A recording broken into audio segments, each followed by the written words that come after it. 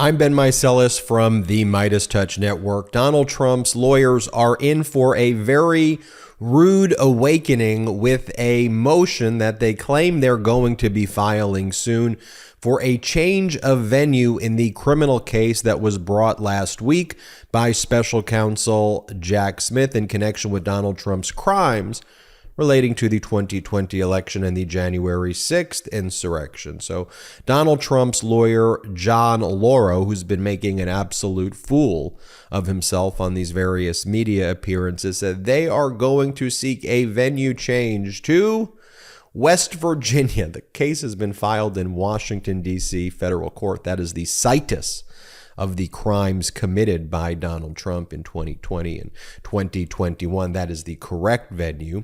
But John Lauro, all of the MAGA Republicans, and Donald Trump are now whining and saying, we are not going to get a fair shot in a Washington, D.C. case. Unfair venue, unfair judge. We are going to file a motion to change venue. Well, you are going to very quickly lose that motion, and the judge, Judge Tanya Chutkin, is going to issue a very scathing order, because if you look at the D.C. Circuit precedent, as well as decisions reached by district courts, all of them uniformly in cases regarding January 6th insurrectionists as well, there is no basis in law at all under prevailing precedent in the D.C. Circuit for a venue change. In fact, even one of the Trump-appointed judges, federal judge Carl Nichols, who's in the federal courthouse in Washington, D.C., who's made some very bad rulings regarding January 6th insurrectionists, including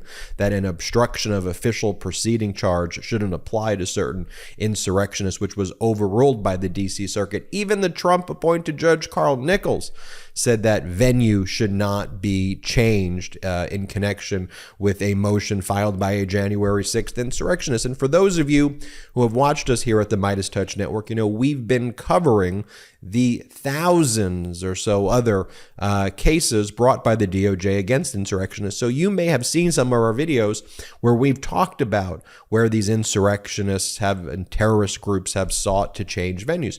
For example, most recently, Stuart Rhodes, the leader of the Oath Keepers, who was convicted of seditious conspiracy. He sought a venue change before Judge Amit Mehta. The federal judge denied that request. Uniformly, these requests are denied, and the Department of Justice has, at this point, basically its motion, its opposition ready to go, because they've dealt with this over and over again. But because Donald Trump's lawyers are more playing to publicity than to actually prevail in a court, they continue to just spout this complete and utter nonsense. So here's what I want to do. I want to show you first Donald Trump's lawyer, John Lauro, is saying about a venue change. I'm going to show you Donald Trump's statement, going to show you what Donald Trump said. Then let's go over the law of a venue change motion that has been used in January 6th cases, so you know about the law. And then I want to show you what the MAGA Republicans in the House of Representatives have been doing now for several months to try to coordinate with Donald Trump to attack Washington, D.C. for precisely this reason. They want to attack D.C. to say it's unfair, D.C.'s not the right place for this, D.C.'s the worst. And even though like crime is down in D.C. and everything that these MAGA Republicans say is a lie, this has all been coordinated with Donald Trump, and I want to show you how that is the case. So first, though, let me show you this clip. This is John Lauro, Trump's lawyer, on his media tour, saying that he wants the Trump trial to be moved to West Virginia. Play this clip. Would you seek a venue change? Absolutely. That's one of the Where do you want it to go instead? Well, there's other options. I mean, there's certainly West Virginia, which is close by. There's other areas of the country. West Virginia? Absolutely. It's very in close proximity to D.C. Which is like the political opposite of Washington, D.C. Well, then Donald Trump went on his social media platform in connection with his arraignment that took place last week. And here's what he said, just as he was entering the courtroom, actually. Trump puts on his social media platform, Biden and his family steal millions and millions of dollars, including bribes from foreign countries, and I'm headed to D.C. to be arrested for protesting a crooked election. Unfair venue, unfair judge. We are a nation in decline. MAGA. exclamation point, like a sociopathic, malignant, narcissistic maniac. He writes that, but you see unfair venue. That's the theme you're going to see.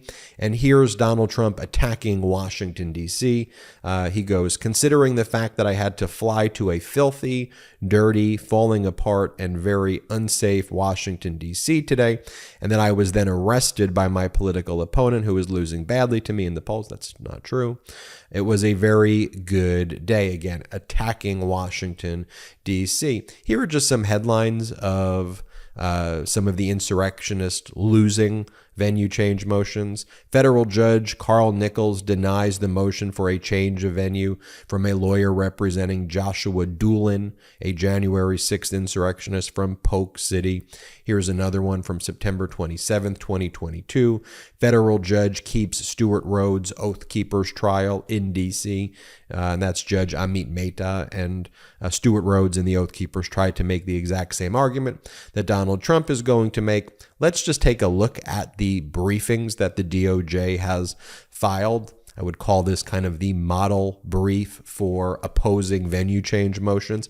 Here's the relevant law so everyone understands. It explains the Constitution provides that trial of all crimes shall be held in a state where the said crimes shall have been committed.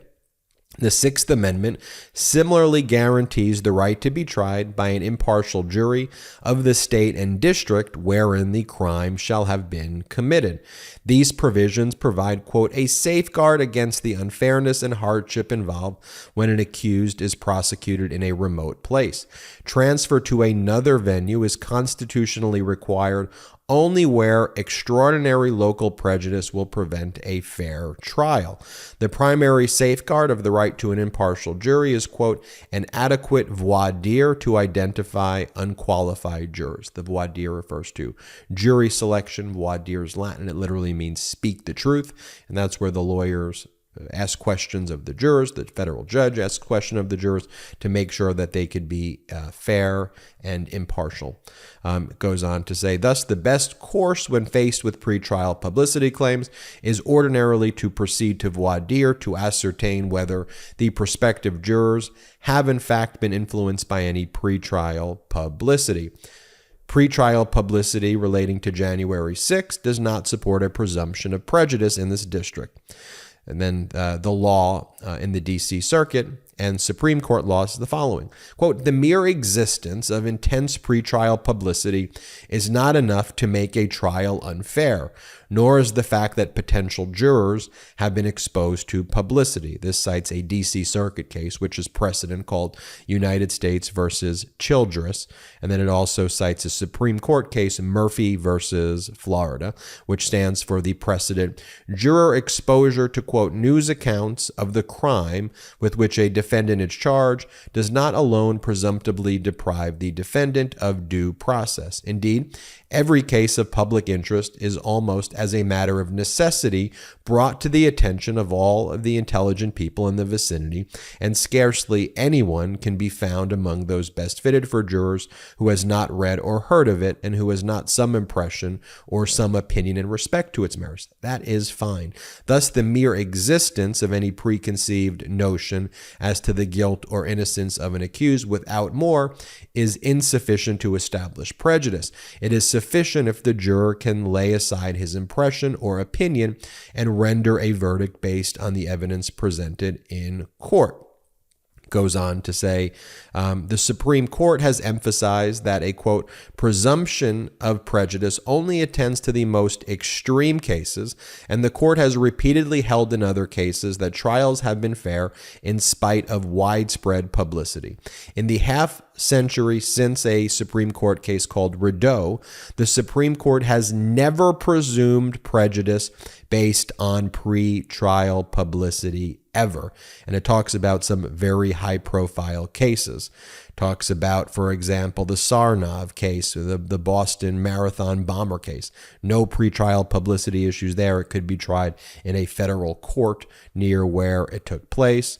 Also, cases involving terrorism prosecutions. near where the attack took place is all fine. So that's the case law right there. There is not going to be an issue here. The mere fact that, and then one of the other facts too, and this is important as well, the District of Columbia's political makeup does not support a presumption of prejudice, and that's precedent in the D.C. Circuit. The insurrectionists in filing their motion contended that they can't obtain a fair trial in D.C. because more than 90% of its voters voted for Democratic Party candidates in the 2020 presidential election. But a full panel of the D.C. Circuit Court rejected a nearly identical claim in another case where the dissent concluded that a venue change was required because Washington, D.C. is unique and overwhelming concentration of Democratic supporters. The majority of an en banc, a full panel, rejected the relevance of this fact, observing that the authority cited by the dissent gave no intimation that a community voting patterns are at all pertinent to venue. If the District of Columbia's voting records in the past two presidential elections is not at all pertinent to venue in a case involving high-ranking members of a presidential administration, it cannot justify a change of venue here. And so ultimately the D.C. Circuit precedent is, despite the fact that D.C. tends to vote Democratic, the precedent is that is not sufficient for any venue change. So that's the overriding law and precedent. So I wanted to make sure you knew the law there. Now I just want to show you, remember these hearings? Like, why were they attacking D.C.? It's because they were doing it for Trump. And they were doing it on behalf of insurrectionists to say, oh, here's why it's like this. D.C. has all the problems. Remember, here's Lauren Boebert attacking Washington, D.C. Play the clip. And these changes are now law here in D.C., correct? Do you mean the revised criminal code? Yes. No, those are not the law. Those are not the law. You The revised criminal code was rejected by... Excuse me, Mr. Chairman, I'm talking to Mr. Allen.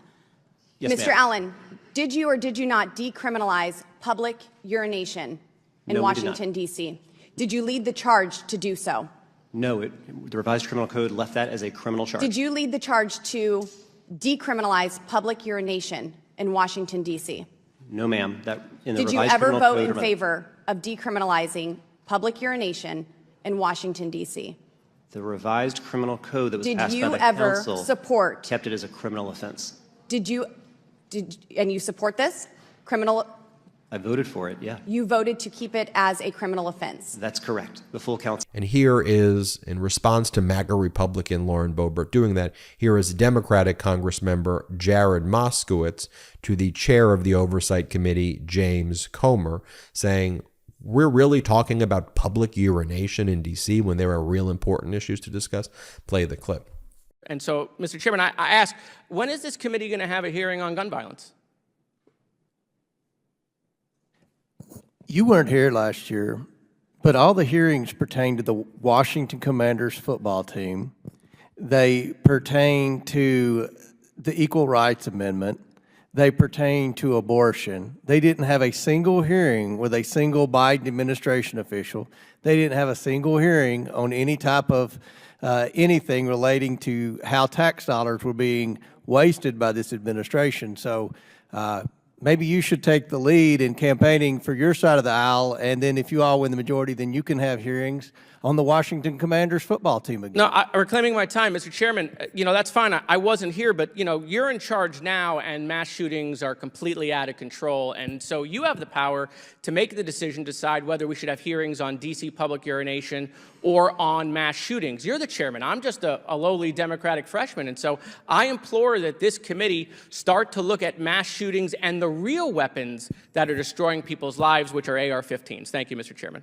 So now you know why the MAGA Republicans are holding all of these D.C. hearings. It's in aid and service of their January 6th insurrectionist of terrorists, people like Donald Trump. I'm Ben Meiselas from the MeidasTouch Network. Hit subscribe. We're on our way to 1.5 million subscribers. I think we can hit it this month thanks to your support. Check us out at MeidasTouch.com, and thank you so much for watching. Go to MeidasTouch.com now. Hey Meidas Mighty, love this report? Continue the conversation by following us on Instagram at MeidasTouch to keep up with the most important news of the day. What are you waiting for? Follow us now.